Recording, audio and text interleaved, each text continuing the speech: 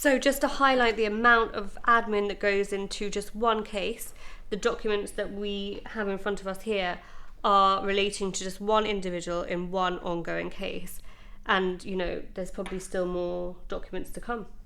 Yeah, absolutely. I mean, it's important to recognise that this wouldn't be the type of offence necessarily that would be dealt with by a P&D, but to give a sense of the kind of administration an officer will deal with, it's hours and hours of work just for a single case that is presented to the court, some of which may never reach hearing, some of which will, but that obviously has an impact on our operations and our ability to be out on the street and dealing with those offences and with members of the public. And this is just a very small piece of the work that we're doing to try and reduce those burdens on the officers and ensure that they're dealing with the members of the public more often and in relation to those more serious offences. In the legislation itself, it mentions that if someone suffers criminal damage within the threshold for a PND, for example, a broken window, broken door, they'll now no longer be entitled to the possibility of compensation.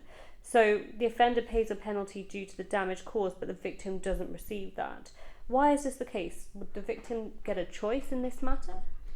So what it doesn't say is that they're not entitled to compensation. What it says is that because the case doesn't go to courts, then there would no longer be the ability to claim that compensation through the courts. What they would be allowed to do is go down a civil route to reclaim those costs if necessary. But what it also says is that we should always consult with the victims. We'll take their views on board. If giving the penalty notice means that they don't get compensation and they want to push that forwards, we would take that into account in deciding whether or not we went forward with a PND or whether we push that through the normal processes. And it also mentions that a PND isn't appropriate when a person is under the influence of drugs or alcohol, which is of course understandable, but they can be given one the next day. What happens in the moment in this situation? If somebody's under the influence and that requires an arrest, they would be obviously taken to Newmar House. And once they are sober and can understand the decisions that they're making, then we would consider whether or not a PND was appropriate in those circumstances.